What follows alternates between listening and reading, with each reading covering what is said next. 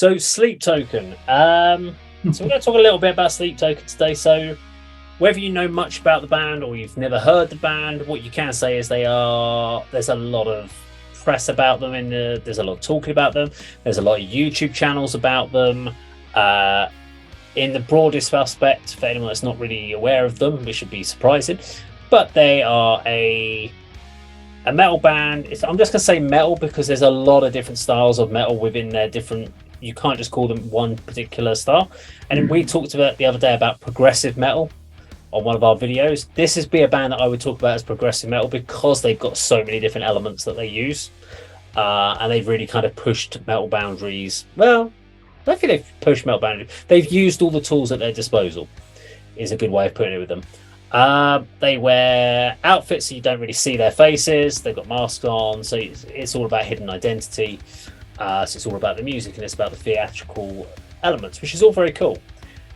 And if I'd come across them on my own terms, I'd probably be all over this right now, going, fucking really love this band.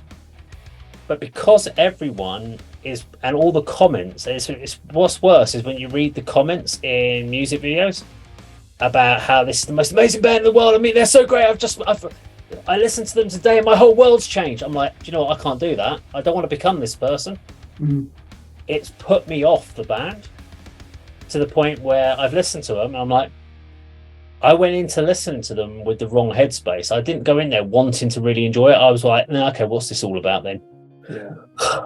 And I listened to it. I was like, yeah, solid tracks, but I don't understand this radical obsession. And I'm not going to just say it's not just Sleep Token. There are other bands out there like that. We've seen it. We talked about a band yesterday when we reacted to Liliac, and we talked about The Warning and how obsessive bands are. We had the Love Bites fans. They're all nuts. Well, the bulk of them are anyway that come on the channel. But there's an obsession with these people. And I don't quite understand when you... Have either of you guys ever become that obsessed with a band where you defend it to the hilt, you will not have a bad word said about this band, you will almost literally try to rip someone's... Like if someone came up to you and said a bad word about them, you'd be like, I'm not going to be friends with you anymore, sorry. Screw you, go away. You don't know what you're talking about. Have either of you been in that position? Probably you, Kirk, with Faith No More, probably. It was like, I would say the main one was the Smashing Pumpkins because they got me into rock music. And yeah, I do remember they put out that 95 double album, Melancholy Infinite Sadness, probably the best rock album of the 90s. And then they turned away from heavy music and I was always defending them. I remember in the late 90s, was this early 2000s, you know, when you had moshers and townies, it was called, and you'd be picked on just if you had long hair and was wearing a rock or metal t-shirt. I remember we got ambushed at a party. And I remember saying, fuck you, Billy Corgan's one of the best songwriters of all time. Like someone tried to punch me. It really kicked off. One of my friends got absolutely annihilated, got, battered. But yeah, and when the 2000 album came out, Machina, The Machines of Gods, I remember being so disappointed by that album that I was in shock. I was like, everything that I stood for, my whole world has collapsed. I mean, now looking back, it's pathetic, isn't it? Well, I'm an adult. Now when I look back, it's like, why take it so seriously? But yeah. Because it's one of the ones that I understand music can take you through. If you're having a bad time in your life, you can listen to some music and it can help you. That I understand. It's where we have people who will have listened to Sleep Token and go, this has changed me. I am a different person now. And I'm like, sorry, no, you've just listened to some music, mate. What the hell's wrong with you? Have you ever listened to anything and it's made you go a complete 180 in your life and you've changed? I can understand if you've been feeling low and you felt a bit better afterwards, but come on.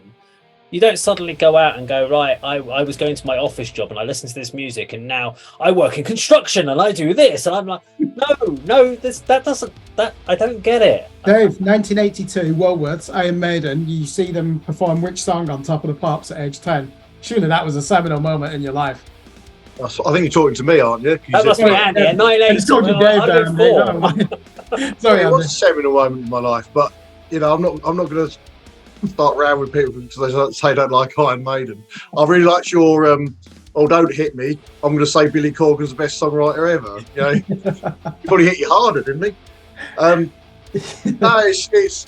I mean, going back to what Dave said about, I've listened to Sleep Token and it's turned my life around. I mean, do you not find it's, when these bands get hyped, it doesn't have to be bands, it could be anything. People seem to want to be part of that club. It's not good enough to say, oh, I quite like Sleep Token. You've got to say, oh, it's changed my life. So you're in that with those group of people who've also said that, sort of sheep mentality. But do you also have the opposite though? Like, so you've said it's not just like with Sleep Token, but remember when Game of Thrones first came out, and you had the first two seasons of it. Then everyone was like Game of Thrones, but then there was the other group that was so proud they'd never watched a single episode of Game of Thrones. You're like, you've never even bothered to give it a chance, but you were adamant that you were not going to watch it because everyone else is watching it. Again, it's being part of a club, isn't it? Having a statement. I put it towards some of these extraordinary things people do just so they can say in their social circles, "Oh yes, I've done that." Yeah. I put a 10 up in the queue to get centre court tickets at Wimbledon. Yeah, you're a tennis fan. What? Go and watch Wimbledon. But don't say, "Oh, I queued up at 2 o'clock in the morning. Oh, I pitched my 10 at 11 o'clock the night before." There's one-upmanship, isn't it? No, but I turned on the telly just as it started. Hey! Yeah, who's the mug? There's a famous quote from one of my favourite economists called Friedrich von Hayek, and he said, "Oh yeah, I love him. He's Friedrich von Hayek, the Road to Serfdom legend, one of the great social science books of the 20th century."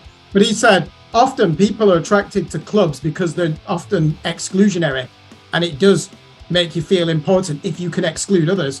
Can I just come in on Sleep Token though? You're right. I think the skepticism that they're going to face, certainly from the Puritans in metal, old school.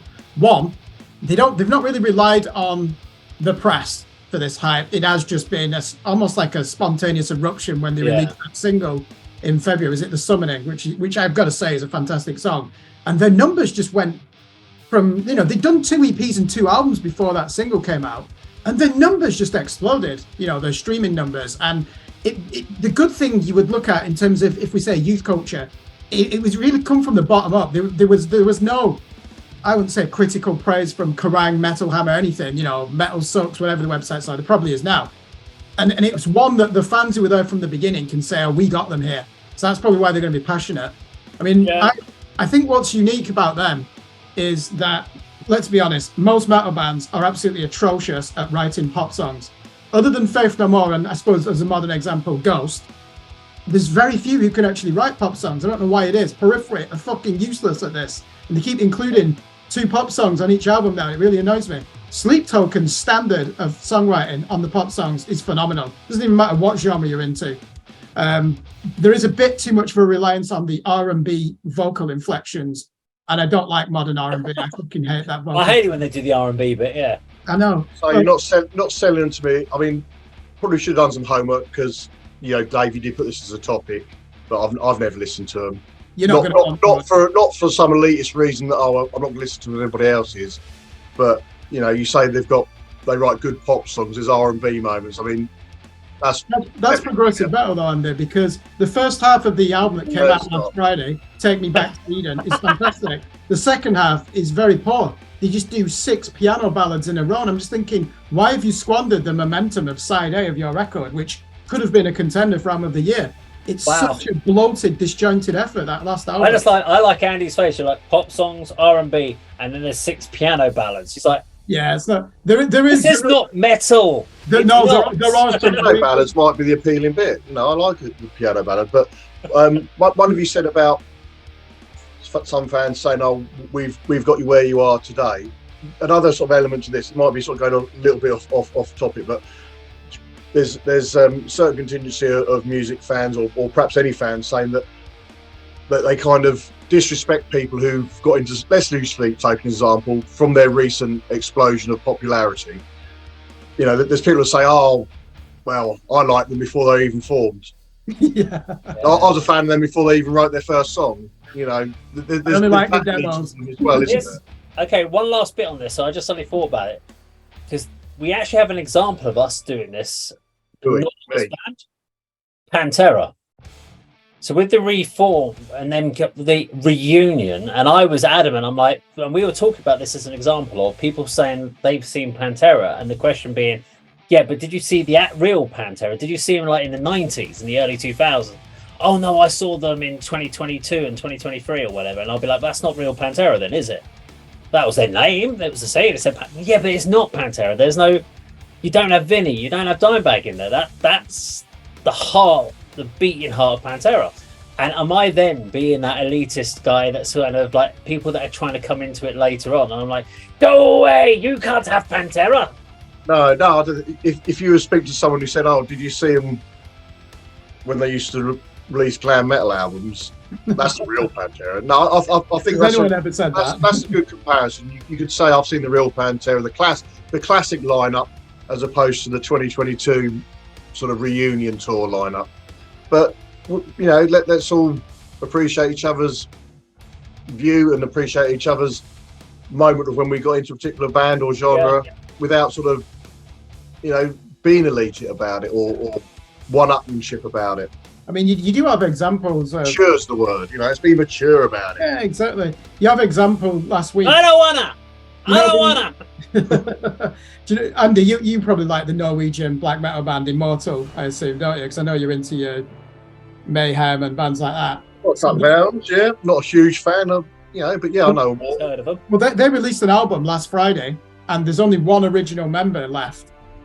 And I've just reviewed it, and I've got to say, it's one of the best 7 out of 10 in the catalogue. No, 8 out of 10. Who is it? Who's the original member? It's not a Bath, is it? He's gone. No, because he left in 2015.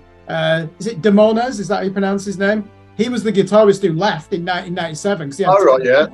He returned in 2018 with the longtime drummer. Then they went to the courts to see who had the rights to the name. So he's ended up with it, I believe. And this album, which you're probably going to hate it without listening to it. I put it on and I was astonished how good it was, but it's so rare that happens, isn't it? Look at that Black Sabbath album from 1986, 7 Star. The major label forced Tony Iommi to release it under the Black Sabbath name. No one fucking likes that album. Bruce Hamilton probably does. Who? Bruce from Devil Dan. Oh, Bruce. Great guy. Oh, probably. Right, well, that's it. That is our rock show for this week. Thank you very much for everyone that joined in for today's. And if you're watching it on the catch-up, thank you for watching it on catch-up. We will be back next week with more rock news, more live updates, more video releases, and more music releases. Thank you very much for watching, and we'll see you next week. Bye.